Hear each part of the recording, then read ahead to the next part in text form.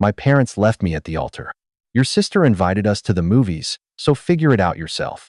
They chose a $15 movie over the wedding of the son who gave them $800 every single month. So I stopped the transfers, repossessed the car, and left them with absolutely nothing. At my reception, I made a 1-minute announcement that made their faces go completely pale. My name doesn't matter. What matters is this. I'm 34 years old. I work in software engineering, and for 8 consecutive years I was the most reliable financial institution my family had ever encountered. No application required. No credit check. No interest. Just a son who answered the phone and said yes every single time. It started small, the way these things always do. A rent gap here. A car repair there. A medical bill in 2019 that my father swore he'd pay back before the end of the year. He didn't. Then came my sister Delia's community college enrollment. I covered the tuition. She dropped out after 1 semester. Then her apartment deposit in 2021. Then the phone plan. Then the refrigerator. Then the co-signed car loan in 2020, which she stopped paying after 6 months, which meant I absorbed the balance. I sat down one night before the wedding and added it all up. 8 years. Every Zelle transfer, every direct deposit, every just this once that became every month. The number I came up with was $81,000. I didn't make that number up. My bank statements made that number. I just did the reading.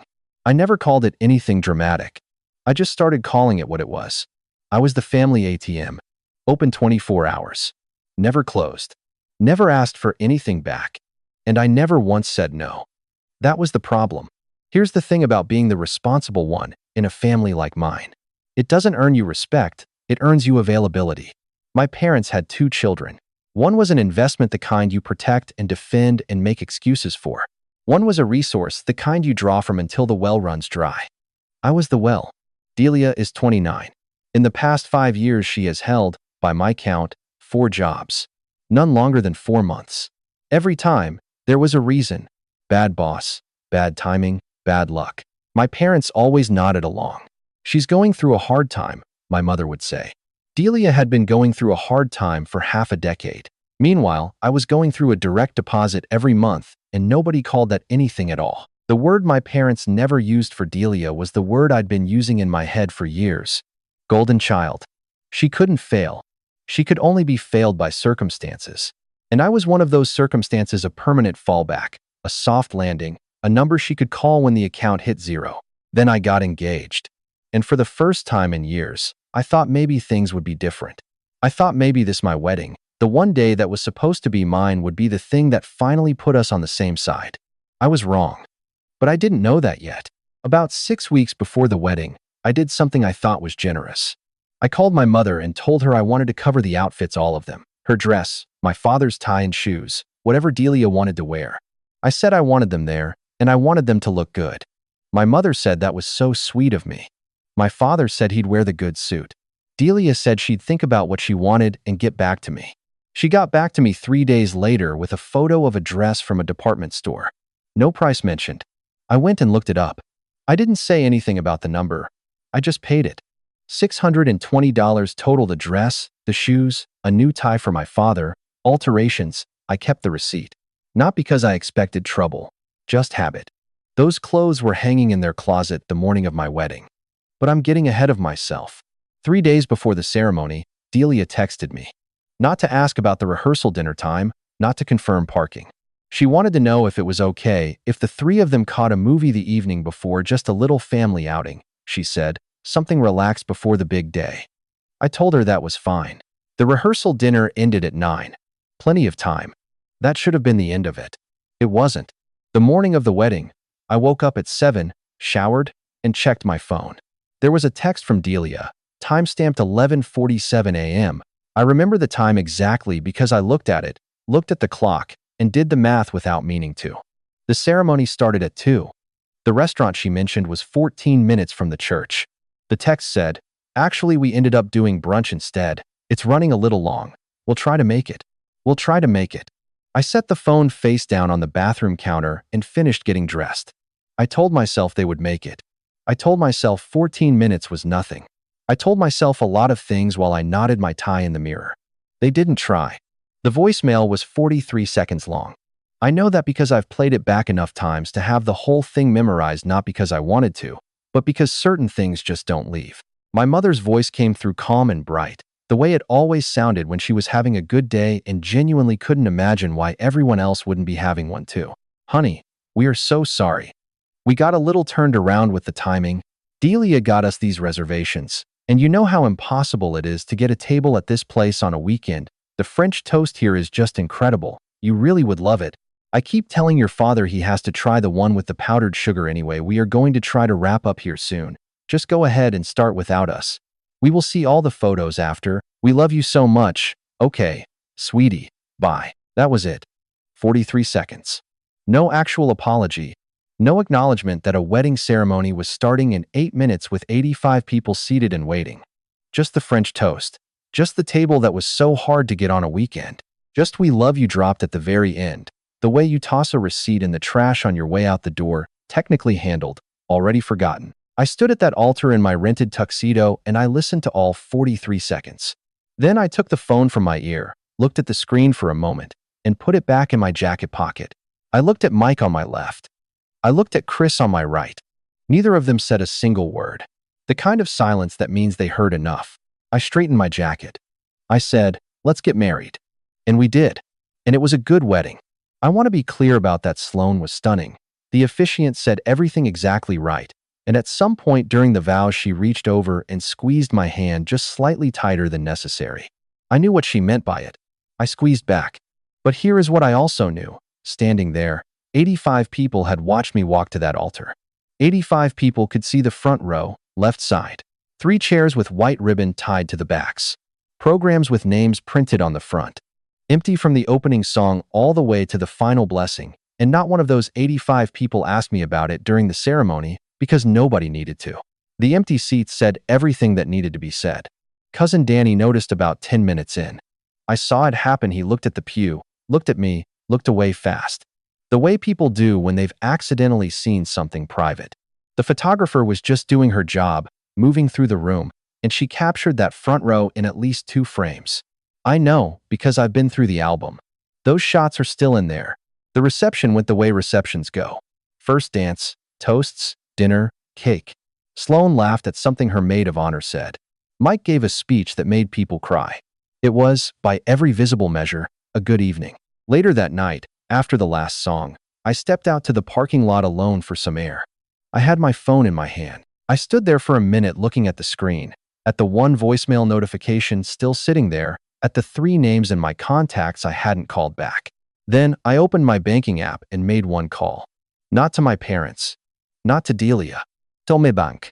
The morning after my wedding, I woke up next to my wife for the first time and checked my phone before she opened her eyes. Old habit. I had 4 texts and 2 missed calls, all from the same 3 people, all arriving between 9 and 10:30 in the morning. My mother called twice. She didn't leave a second voicemail, I think. Even she understood that the first one had used up whatever goodwill a voicemail could carry. She did send a text, though. It said, "We are just so proud of you, honey. You looked so handsome. I heard the ceremony was beautiful." She heard, because she wasn't there. My father sent a photo. I'm still not entirely sure what he was thinking. It was a picture of him sitting at the restaurant table, smiling, fork in hand, plate in front of him. Underneath it, he wrote, "Thinking of you guys on your big day. Love, Dad." A photo of himself eating brunch, sent to his son on his wedding morning, as proof of affection. Delia sent a thumbs-up emoji. That was it. No apology in any of them. No acknowledgement that they had made a choice and that the choice had a cost. Just pride from a distance, a brunch photo, and a thumbs up. I read through every message, set the phone face down on the nightstand, and didn't respond to a single one. Sloan didn't ask. She already knew. The following Monday morning, the standing direct deposit my parents had been receiving every month for the past 3 years didn't go through. $800, first of the month, consistent as rent. They'd come to count on it the way you count on a utility, not gratefully, just structurally, the way you assume the lights will come on when you flip the switch. I had canceled it the night of the wedding, standing in that parking lot with my banking app open. It took 4 taps. 4 taps to shut down something I had been maintaining for 36 months without a single missed payment. 36 months at $800 is $28,800, and that's just the direct deposit. That's before the medical bill, before the apartment deposit, before the car. The family ATM was closed. I didn't put up a sign. I didn't send a notice. I just turned it off. I also called the loan servicer on Monday and asked what it would take to have my name formally removed from the co-signed vehicle. The answer was that Delia would need to refinance in her own name within 90 days. If she couldn't qualify, the loan would default. If the loan defaulted, the car would be repossessed. I said I understood and asked them to send the paperwork. I didn't text Delia about it. I didn't explain anything to anyone. On Tuesday, my father called 11 times. I know the exact number because I watched each call come in and let every single one go to voicemail. By the 5th call, I had stopped looking at the screen. By the 11th, I was making dinner. He never left a message, which told me he already knew exactly why I wasn't picking up. A few days after the wedding, I sat down at my kitchen table with my laptop and a cup of coffee, and I pulled up 8 years of bank records. Not because I was building a case, not because I was going to send it to anyone. I just needed to see the number written down somewhere outside my own head, in black and white, the way facts look when they're not arguments anymore. It took about an hour. The rent gap started in 2016, 3 separate months, where I covered the shortfall so my parents wouldn't be late. The car repair was 2017, $840 to a mechanic in their neighborhood whose number I still have in my phone for reasons I can't explain. The medical bill in 2019 was $4,200, my father's, a procedure he described as minor, a cost he described as temporary. Delia's community college tuition was $2,200 across 2 semesters. She finished one. The apartment deposit in 2021 was $1,500, which she said she'd pay back when she got settled. She got settled. She did not pay it back. The co-signed car loan balance I absorbed in 2020 came to $6,300 over 12 months after she stopped paying. The phone plan, split over 2 years, was another $1,400. The refrigerator was $650. The monthly direct deposit to my parents, 36 months at $800, was $28,800. And then at the very bottom of the list, the most recent line item, $620. A department store receipt dated 6 weeks before the wedding. A dress, a pair of shoes, a tie, alterations. Clothes that were purchased for one specific occasion and never worn to it. I sat there looking at the total for a while. $81,000. I didn't editorialize it. I didn't write anything next to it. I just looked at it the way you look at a scar you've had so long you almost forgot how you got it, except I knew exactly how I got it, and now I had the documentation to prove it. I thought about the dress. It was probably still in Delia's closet. Tag still on, hanging there like an answer to a question nobody was asking. Then I forwarded the summary to a personal folder and closed the laptop. And that's when my phone lit up with a message from cousin Danny. He said he needed to show me something. He asked if I'd seen the group chat. I hadn't. I wasn't in it. What Danny sent me was a screenshot. It was from a group thread between Delia, my mother, and my father, timestamped 2 days before the wedding. Delia had sent the first message. It said, "I got us a reservation at that brunch place we've been trying to get into. I know it's the same day as the wedding, but we never do anything together anymore. Just the 3 of us." My mother replied within 4 minutes. "That sounds so fun. I've been wanting to go there forever." My father wrote back an hour later. "We'll make the ceremony, don't worry." They did not make the ceremony. I read the thread 3 times. Then I sat back in my chair and looked at the ceiling for a moment. Because this changed something. The voicemail, I could have explained as poor time management, as obliviousness, as a family that loved each other in a disorganized and careless way. People are late. People miscalculate. I could have told myself that story if I'd wanted to. But this was not a miscalculation. Delia had seen the date, had chosen that date specifically, had framed it as something the 3 of them needed, just the 3 of us, and my parents had looked at the calendar, looked at their son's wedding, and chosen the reservation. In writing, 2 days in advance. The absence at the altar wasn't an accident. It was a decision, and now I had the receipt. I forwarded Danny's screenshot to my lawyer and typed one question. "Does this change anything about the co-signed loan situation?" I hit send. And then I waited. Mike wanted me to post everything online. He said I had the receipts, I had the voicemail, I had the screenshot. He said people needed to hear this story, and my family needed to be held accountable in public. Chris agreed with him. They sat across from me at a bar 2 weeks after the wedding and laid out the case like they were pitching something. I listened to all of it. Then I said no. Sloan had a different suggestion. She thought I should write a letter, something formal, something that put everything on record, something my parents could hold in their hands and read at their own pace, so there was no confusion about where things stood. She spent 20 minutes describing what it should say. I told her I'd think about it. That evening, I sat down and I actually wrote the letter. I wrote 3 paragraphs. I read them back to myself once, slowly, and then I deleted the whole thing and closed the laptop, because I realized something while I was reading it. I didn't need them to understand. I didn't need them to feel sorry. I didn't need a conversation or a confrontation or a documented exchange that I could refer back to later. I needed exactly one thing. I needed them to feel it, not through words, not through a post or a letter or a phone call where my mother cried and my father got defensive and Delia sent another thumbs up emoji. Through absence, through the specific, practical, undeniable weight of what happens when the person who has been covering the gap for 8 years simply stops. So that's what I did. I stopped. Quietly, completely, without announcement. The lawyer called me back the following Thursday. He confirmed that the co-signed vehicle situation was straightforward. Once I formally requested removal from the loan, Delia had 90 days to refinance in her own name. If she couldn't qualify and given her employment history, qualifying was going to require something close to a miracle. The loan would go into default. Default meant repossession. He asked if I wanted to proceed. I said yes. He sent the paperwork the same afternoon. I removed my parents from my health insurance plan that Friday. They had been listed as dependents under my family coverage for 4 years. I updated my emergency contact at work while I was at it. I changed the beneficiary on one account. Each of these things took about 5 minutes. Combined, they took less time than the voicemail had. The one thing I did do, the one deliberate, outward-facing thing, was send a single email. Not to my parents. To my grandmother and 2 of my aunts. No drama, no accusations, no long explanation. Just 3 things: the date of the wedding, a transcript of the voicemail, and the total from my bank records. $81,000. I wrote 2 sentences at the bottom. I said I was doing well and that I wanted them to have the full picture before they heard a different version of events. I hit send on a Thursday evening. By Sunday, 3 relatives had stopped speaking to my parents. I didn't celebrate that. I didn't feel particularly good about it. I just noted it the way you note whether something that happened, something true, something that was always going to happen once the information was in the right hands. The only question left was whether my family would escalate. And I already knew the answer to that. Because people who have been living off someone else's money don't get angry when the money stops. Not at first. At first, they just get confused. They check the account. They check it again. They assume it's a mistake.